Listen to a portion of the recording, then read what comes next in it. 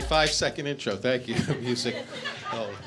I thought she was just going to say, you know him from one of my favorite shows of all time, and then not say what the show was. It seemed like that for a minute. So then I was going to come up here and try to convince you I was on Blossom. But it's great to be here. This is so awesome here. I might have a hard time concentrating during my set because I can't stop thinking about how much the rent is here. The thing is I live in the West Village, and it's so expensive there, and I'm probably going to have to move to an outer borough like Minneapolis. It's yes. You know what? New York City is. You know what's cheaper to live in than New York City? Everywhere. I actually lived in Los Angeles. It was much cheaper to live here. I actually, for like $1,200 a month, I lived in a great apartment in a nice neighborhood. I was actually right across the street from one of my favorite movie studios, Vivid Entertainment. They, I don't know if you're familiar with their work. They're like the Criterion Collection of porn. They're and they were actually really good neighbors, actually, very neighborly. I remember one day I went across the street and borrowed a cup of jizz. I mean, really just nice. And they were actually so taken with me that they put me in one of their porn films. Oh, thank you. Well, it was softcore. I mean, really softcore. It was called I Like You as a Friend. And the most erotic scene was the part where I was really supportive of her. It was, but it's successful though, and now I'm going to do a whole series of barely Platonic. I think is it's coming out soon. But you know, this is like so good for my spirit to perform in an awesome place like this with a great audience. I've actually been in a bit of a funk, bit of a depression. Something happened. Recently, on November 8th, I can't remember what it was, but really got me in a really down mood. And this woman actually saw me. She saw me sitting there. She saw how depressed I was, and she tried to be helpful. She goes, "Hey, cheer up." I'm like, wow. You know, I am feeling pretty bad, but you telling me to cheer up? I think that's going to be a fucking game changer. And the thing is I was really depressed after the election, and I finally figured out that maybe the key to coming out of it was to try to feel more compassion, more empathy for people, that was maybe the answer. And so I even racked my brains to figure out, is there anything I have in common with Donald Trump? Is there one thing I have in common with him? And finally, I figured it out. We both want to fuck his daughter. So, yes, that's creepy. More so for him, but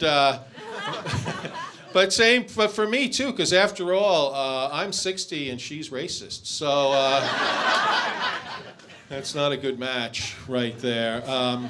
And you know what? I'm not going to talk about politics a lot tonight. I do talk about it a lot, but I'm kind of really sick of it at this point. But the thing is I come from a very political family, so it's just really in my blood. I mean, this is absolutely true. My dad ran for Congress in Westchester, and my grandmother served in the Connecticut State Legislature, which I think is really cool. So I grew up in one of those households where there were always political discussions and arguments around the dinner table. You know, my dad would be like, hey, come on, I think President Johnson's domestic policies are going to have a transformative effect on the Great Society. And my mom would be like, I never wanted to have children! So you see, there was this great exchange of ideas, constantly back and forth. No, actually, though, there is something that I have in common with Donald Trump, and it really pisses me off. We're both native New Yorkers. And that really bugs me because I'm one of those native New Yorkers, one of those really annoying ones that's always bragging about how great everything is here, how we have the best of everything in New York. It's absolutely true. We have the best in arts and culture. Yep, not to brag, but the movie New York Minute with the Olsen twins filmed right here. Take that, Toronto. We have the best food in the world here, that's for sure. This neighborhood has every neighborhood, my neighborhood, has artisanal ice cream, which I know is all over the place, but also I know some people are wondering about artisanal ice cream. Why is something that's always been awesome, why does that suddenly have to be artisanal? You know, they're like, hey, you know that thing that you've loved since you've been conscious? That you've always associated with pleasure? Well, we finally got it right. And it's great because you can look into the artisanal ice cream place and watch as they mix the pretentiousness into the batch. And then you're like, it's like there's a Philip Glass concert in my mouth. My taste buds are being interrupted by Charlie Rose. Yeah, so I'm just, and so when Trump is now, he's the most famous person in the world, he's the most famous racist in the world, and he comes from New York, and that really bugs me. I used to think it was the South that was racist. They're at least trying down there. They are. In fact, the Confederate flag is coming down all over the place down south. That's a good thing, right? Yeah. Okay, I'm glad you agreed with that. No, Frank, we're big Skinner fans. No, in fact, anyone down south now looking for a symbol of racism is going to have to settle for the Fox News logo. So, and I give them credit down south. They know that they have to rebrand themselves. In fact, from now on, Confederate Civil War reenactments will be known as Redneck Comic-Con. Any people go to Comic-Cons here? Anyone? All right, a few geeks, that's great. I'm one myself. I appear at a lot of them, not to brag, but if you've never been to a Comic-Con, I'll just explain. It's a place where people who are into comic books, video games, animation, popular culture can meet other people with type 2 diabetes. So, okay, you never go to Comic-Con. How about who's been to a cat show here? How about who has cats? Yeah, a lot of you. I have 2 cats. I love them, but I once had to go to a cat show to research a script. No, actually, I just went to it. But, I mean, people at cat shows are really into cats. I mean, they're really into cats. And they have merchandise that they sell to them, to appeal to them, like T-shirts that say, I heart my cat. And cats make perfect pets. And my parents really did a number on me. Okay, how about if you've never been, who here's ever gone to a furry convention?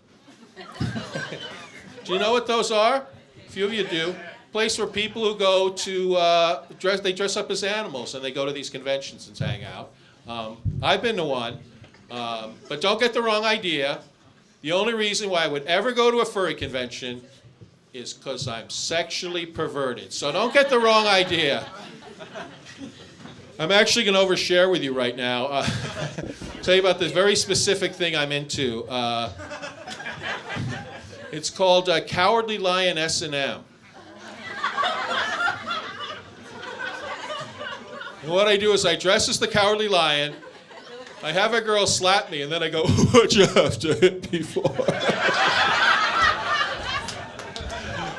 I'm the king of the fetish. Thank God you've seen that movie. I did that joke the other night. They had no idea what I was talking about. Yeah, I am... one cool thing that's happened, because, this past few months have been really depressing, but there are signs of hope. All of the activism and marching is really awesome. And another thing that I feel really good about is a couple months ago, I actually celebrated 31 years of sobriety. Yes, 31 years. And, I shouldn't even milk applause for that, because I'll tell you right here, the key to sobriety and recovery is humility. You have to be humble. And I know that even with 31 years of sobriety, I'm never more than one drink away from having a great fucking time. So,